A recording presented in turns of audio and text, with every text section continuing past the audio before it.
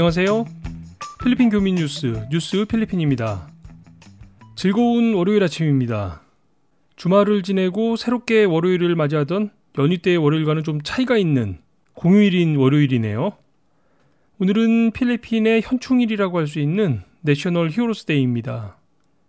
필리핀에서는 매년 8월 마지막 월요일을 바로 이 내셔널 히어로스 데이로 기념을 하고 있죠. 국가를 위해서 희생하신 영웅들을 기리는 날이 바로 오늘 내셔널 히어로스 데이입니다. 월요일을 이렇게 공휴일로 지정을 해놓으니까 주말부터 자연스럽게 연휴가 되는 건 참 좋네요.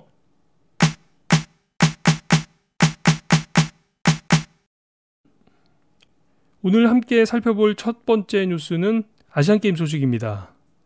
오늘 아주 중요한 경기가 두 개가 있죠. 그 중에서 먼저 남자농구 소식 살펴보겠습니다. 인도네시아 현지 시각으로 오전 10시부터니까 앞으로 얼마 남지 않았네요. 이번 아시안게임 흥행팀 중에 하나라고 할 수 있는 필리핀 남자농구팀 길라스 필리피나스와 우리 대한민국 남자 대표팀의 경기가 잠시 후 11시부터 열릴 예정입니다.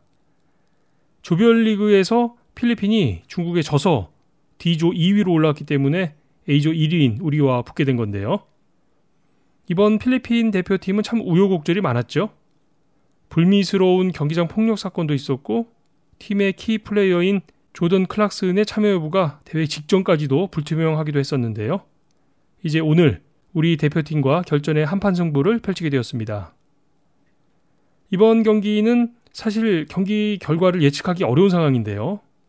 그런 면에서 보자면 오늘 필리핀과의 경기가 우리 대표팀에게는 당초 목표였던 아시안게임 금메달을 위한 중요한 게임이 될 것 같습니다. 일단 필리핀을 넘어서야 하는 거죠. 함께 중계를 보면서 응원을 해주시기 바랍니다. 농구는 그렇고요. 오후에는 또 축구 경기가 있습니다. 현지 시각으로 4시, 필리핀에서는 5시에 경기가 시작이 될 텐데요. 이번 8강전의 상대는 우즈베키스탄입니다. 이 우즈벡은 사실 피파 랭킹에서도 그렇고 역대 전적에서도 우리보다는 약팀이라고 할 수 있는데요. 그렇지만 축구에서는 사실 무슨 일이 일어날지 모르는 거죠. 어떤 일도 일어날 수 있기 때문에 우리 선수들 끝까지 경기에 집중해서 좋은 결과를 이뤄낼 수 있기를 바랍니다. 오늘 경기 전에 좀 살펴봐야 할 사항들이 있는데요. 이 우즈벡과 우리 대표팀의 인연이라고 할까요? 2015년 일이었으니까 벌써 3년 전 일이네요. 당시 태국에서 열린 22세 이하 킹스컵 대회에서 경기 도중에 우즈벡 선수가 우리 대표팀 선수를 3차례나 가격한 일이 발생을 했었는데요. 그에 앞선 상황에서는 골 경합 중에 축구 스파이크를 높이 쳐들고 날라차기를 하던 우즈벡 선수가 퇴장을 당하기도 했었습니다. 바로 이 선수들이 이번 아시안게임에서 다시 우리 대표팀과 맞붙게 되는 겁니다. 당시 그 사건으로 우즈벡 축구협회에서는 해당 선수들을 징계하기도 했었는데요. 그 선수들이 다시 국가대표 유니폼을 입고 아시안게임에 출전을 하게 된 거죠. 올해 초에는 현재 대표팀인 U23 대표팀이 우즈벡과의 경기에서 1대4로 져서 수모를 당했던 적도 있었죠. 매 경기 중요하지 않은 경기가 어디 있겠습니까마는 오늘 오후에 있을 이 우즈베키스탄과의 8강전은 한국 축구의 매운맛을 꼭 알려주는 멋진 경기가 되었으면 하는 바람입니다. 그렇지 않아도 어제 저녁 우리 야구 대표팀이 대만에 일격을 당해서 우울해하시는 분들도 계실 텐데요. 오늘 중요한 두 경기 꼭 좋은 소식이 전해지기를 바랍니다.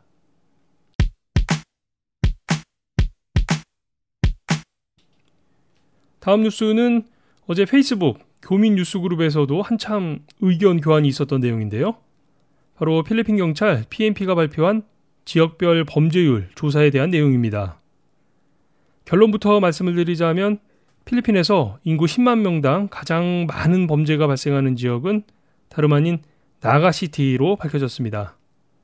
10만 명당 202건의 범죄가 발생을 했다네요. 이 나가시티는 얼마 전 대통령이 마약 거래의 핫베드 지역이라고 지적을 했던 곳이기도 하죠. 나가시티에 이어서 그 다음 2위는 세부, 만다우에, 세 번째는 메트로 마닐라의 파사이, 일로일로 마카티 순서입니다. 반대로 범죄율이 낮은 지역을 좀 살펴볼까요? 가장 범죄가 발생하지 않은 곳은 바로 레이테 북부 올목으로 조사가 되었습니다. 인구 10만 명당 범죄 발생이 16.24건으로 필리핀에서 가장 안전한 지역으로 뽑혔습니다. 2위는 민다나오 섬 중부의 코타바토, 3위는 팔라완의 푸에르토 프린세사 지역입니다. 다바오가 4위, 그리고 한국 관광객들에게 유명한 앙헬레스가 5번째로 안전한 지역으로 조사가 되었네요. 참 아이러니하죠. 올목은 그렇다고 쳐도 2위부터 4위까지는 우리나라 외교부가 지정한 여행 금지 구역, 그러니까 흑색 지역들이고 5위로 조사된 앙헬레스는 흔히 유흥업소들이 밀집한 지역으로 알려져서 우범지대라고 생각하시는 분들도 계실 정도인데요. 이번 필리핀 경찰의 범죄 발생 통계 조사는 보통의 우리들의 생각과는 좀 차이가 있어 보입니다. 조사 발표 말미에 이런 조사 결과의 유의점이 함께 설명이 되어 있는데요.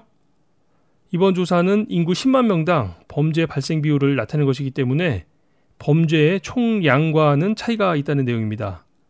그러니까 만약에 100명이 사는 마을에 좀도둑 사건이 한 번 발생을 하면 전국에서 가장 위험한 수준의 범죄 발생률을 보이게 되는 거죠.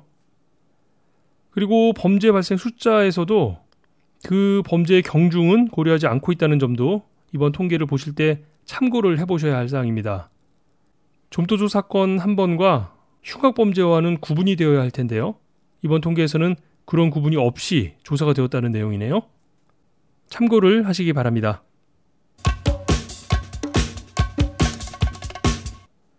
요즘 뉴스를 정리하면서 내용이 점점 많아져서 오늘도 뉴스가 길어졌네요. 마지막 뉴스는 짧게 진행을 하겠습니다. 오는 10월로 예정되어 있는 보홀 팡라오 국제공항에 대한 소식입니다.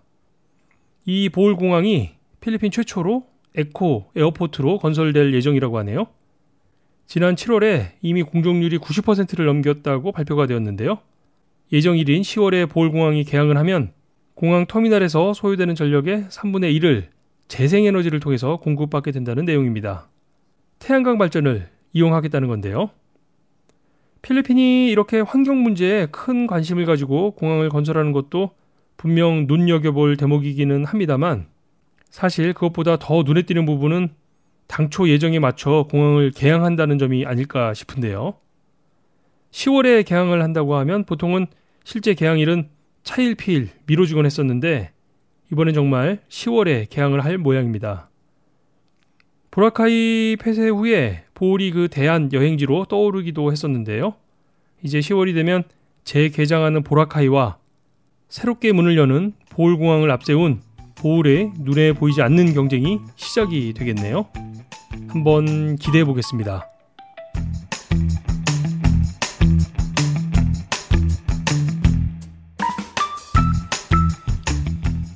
앞서 뉴스에서도 전해드린 바와 같이 이제 몇 시간 후면 한국 대 필리핀의 남자농구 경기가 있는데요. 사실 농구라는 종목이 필리핀에서는 국기나 다름없는 종목이고 이번 아시안게임에서도 가장 큰 기대를 하고 있는 종목인데 결과가 어떻게 나올지 기대가 되네요. 오늘 휴일을 즐기시면서 TV를 통해서 중계되는 아시안게임 소식들 함께 즐겨보시는 것도 좋을 것 같습니다. 10만 교민, 150만 방문자들이 함께 듣는 필리핀 교민 뉴스 필리핀이 준비한 월요일 소식은 여기까지입니다. 즐겁고 편안한 휴일 되시고요. 저는 내일 아침 다시 찾아뵙도록 하겠습니다. 함께 해주신 여러분 고맙습니다.